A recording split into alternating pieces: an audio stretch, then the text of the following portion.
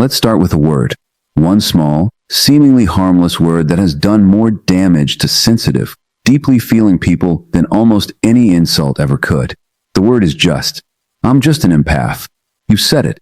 Maybe you've said it this week. And every time those words leave your mouth, something quiet happens. You make yourself smaller.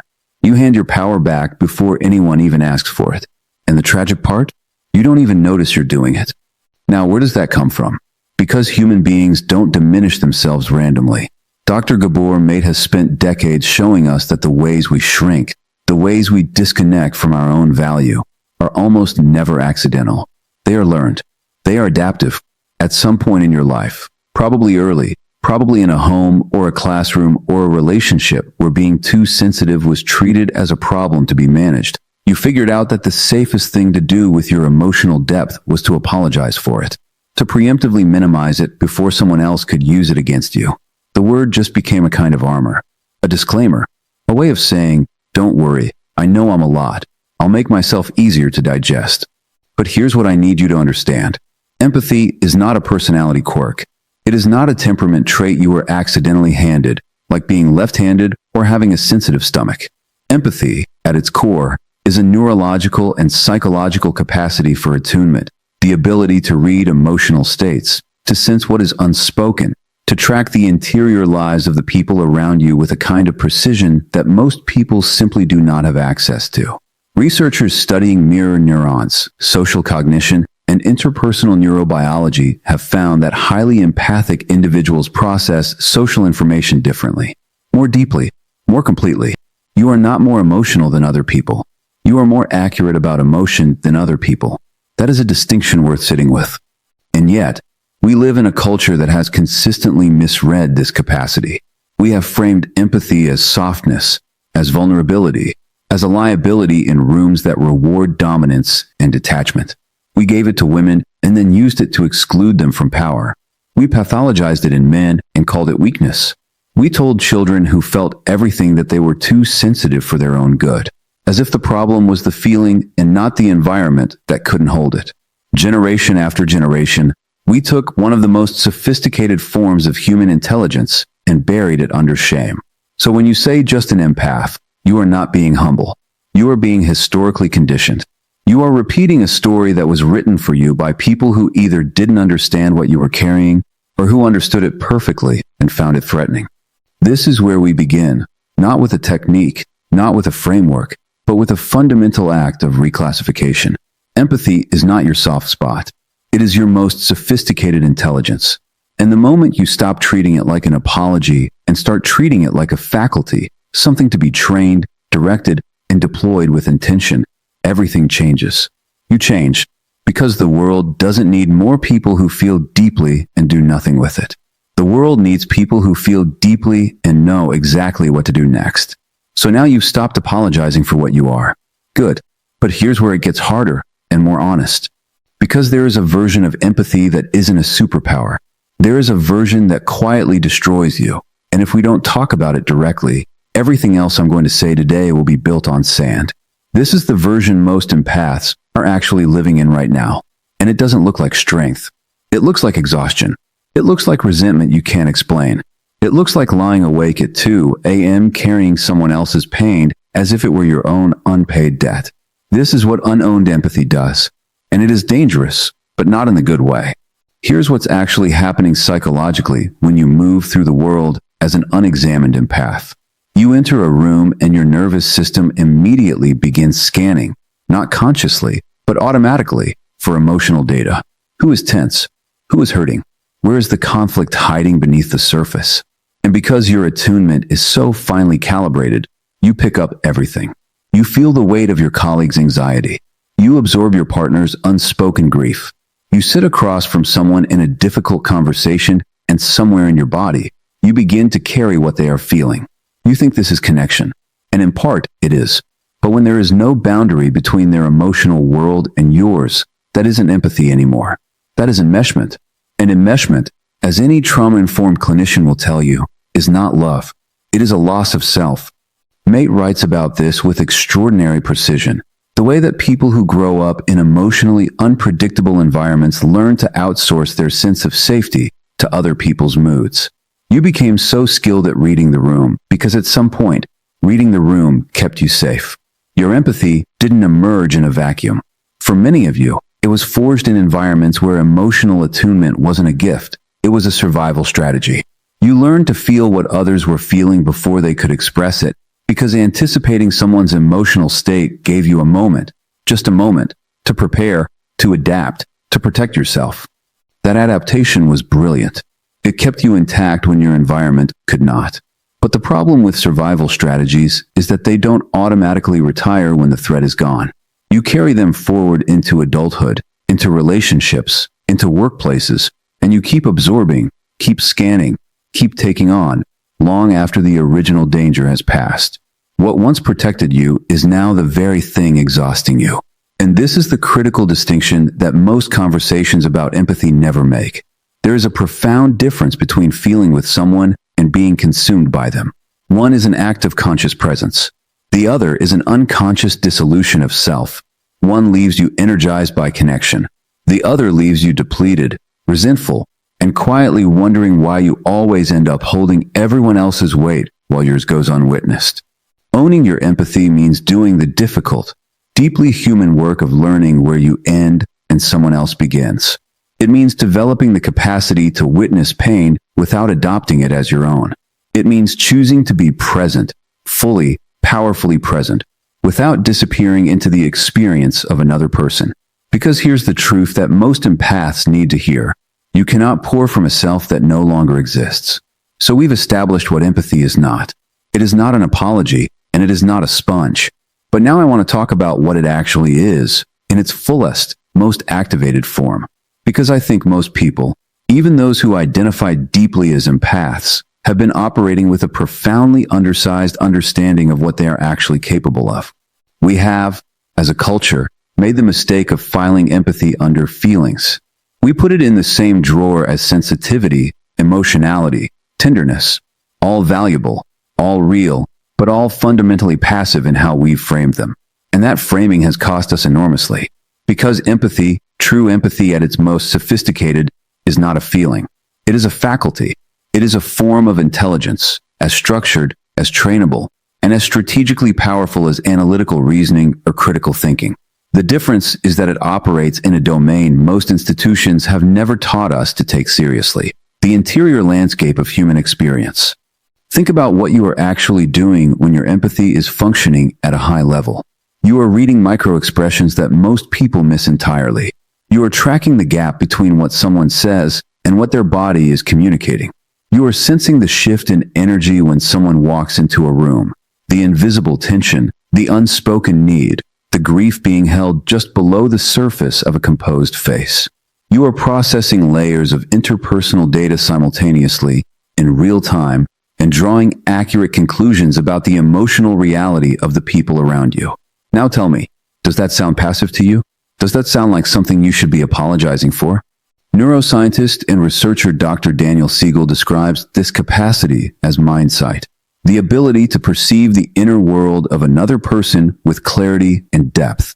He argues it is one of the most essential human competencies we possess, foundational not just to healthy relationships, but to effective leadership, creative collaboration, conflict resolution, and cultural transformation. And here's what makes this particularly striking. Mindsight, like all forms of intelligence, can be refined. It can be directed. It can be applied with precision and intention rather than simply experienced as something that happens to you. This is the shift I'm asking you to make today. From empathy as experience to empathy as expertise. Because the most effective negotiators in the world don't just argue logically.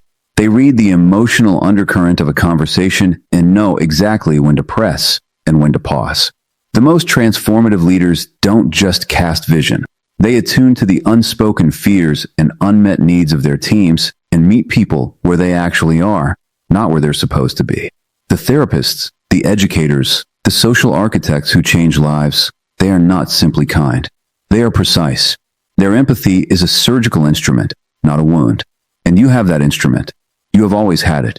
The question was never whether the capacity existed. The question was whether you would stop treating it like a burden and start treating it like the rare, refined, extraordinarily useful thing it actually is. Because here's what separates someone who feels deeply from someone who changes things. The person who changes things never forgot that feeling was just the beginning. It was the data. What you do with that data, that's where the power lives. Empathy without direction is just suffering. Empathy with intention is strategy. Now we need to talk about the word that makes most empaths instinctively uncomfortable. The word that, for many of you, carries a faint but persistent guilt, as though simply saying it out loud means you've chosen yourself over someone who needed you. The word is boundaries. And I want to dismantle, carefully and completely, the story you've been told about what that word means. Because somewhere along the way, boundaries got framed as walls, as rejection, as the emotional equivalent of slamming a door in someone's face and calling it self-care. And if you are a deeply feeling person, someone whose entire orientation toward the world is rooted in connection, in attunement, in being genuinely present for others, that framing makes boundaries feel like a betrayal of everything you are. So you don't set them, or you set them and immediately apologize for it, or you let them erode the moment someone pushes back, because the discomfort of disappointing someone feels, in your nervous system, almost indistinguishable from danger. But here is what boundaries actually are when we strip away the cultural noise. They are the structure that makes sustained empathy possible. They are not the opposite of connection. They are the condition for it. Think about it this way. A river without banks isn't more free. It's a flood. It loses direction, loses force, loses the very properties that made it powerful. The banks don't restrict the river. They are what give it momentum, focus, and the capacity to carve through landscape. Your boundaries are your banks. And without them, your empathy, no matter how profound, no matter how genuine, will spread thin, lose force, and eventually recede into resentment and depletion. Mate speaks extensively about the connection between the inability to set limits and the long-term physiological consequences. How people who chronically override their own needs in service of others don't just burn out emotionally. They get sick.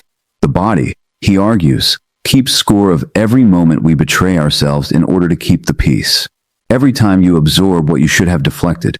Every time you say yes when every cell in your body is saying no. That is not empathy. That is self-abandonment wearing empathy's clothes. And this distinction matters enormously because people around you, the ones who have benefited from your boundaryless giving, have often, unconsciously, confused the two. They have come to expect your presence as an unlimited resource. They experience your limit setting not as healthy self-preservation, but as withdrawal, as abandonment, as a sudden and confusing change in the person they thought they knew. And that reaction, their discomfort with your boundary, becomes the very thing that convinces you the boundary was wrong. You read their disappointment with your finely tuned attunement. You feel it as if it were your own pain, and you fold. This is the cycle that keeps gifted, powerful, deeply intelligent empaths small.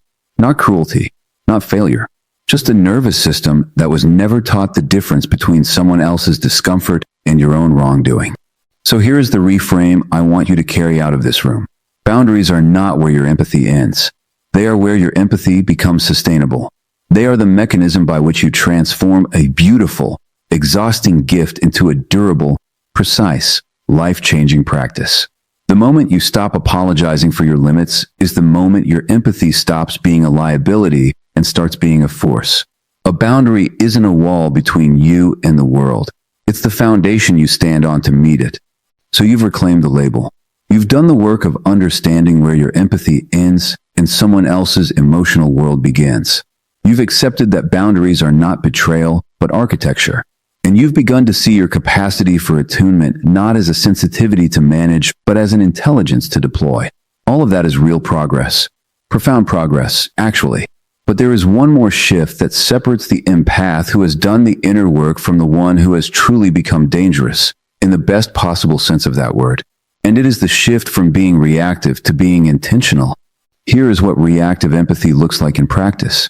You walk into a room and you feel everything.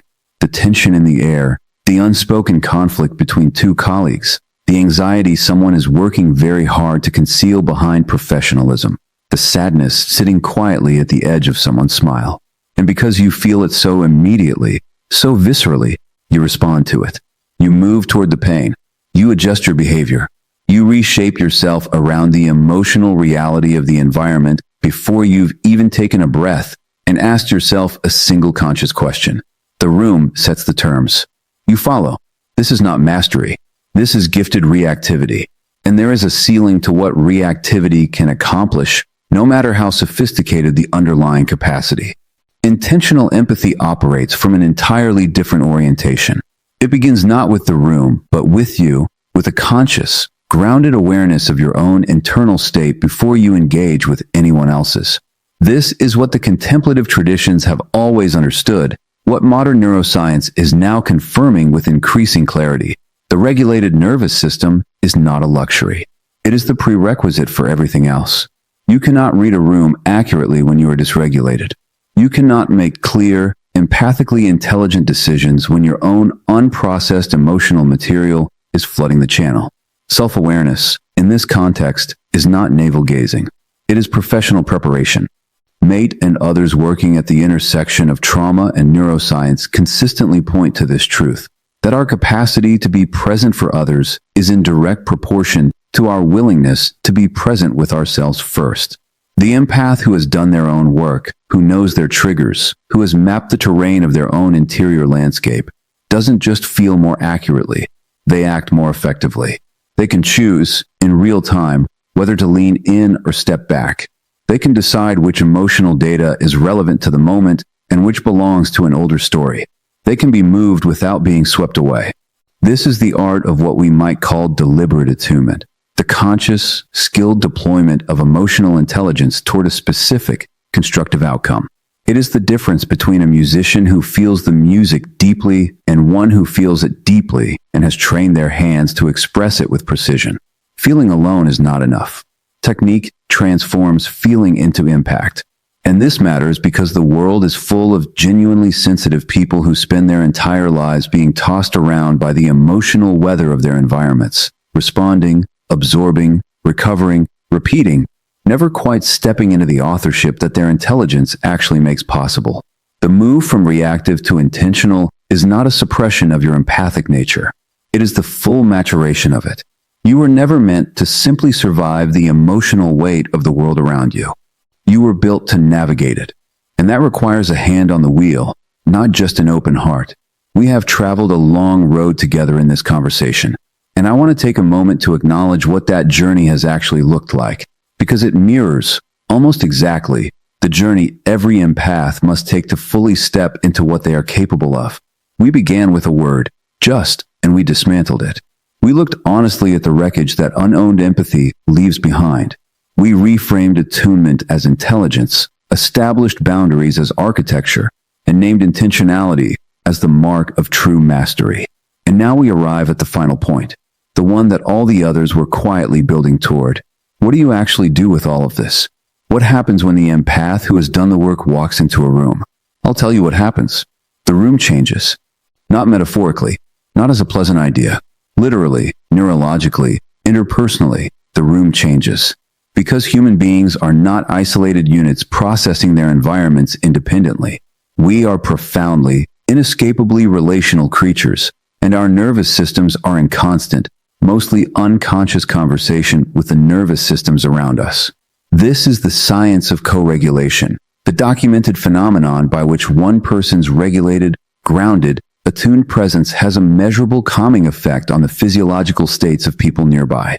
You have felt this. You've walked into a room where someone calm and genuinely present was standing, and something in you settled without knowing why. That wasn't coincidence.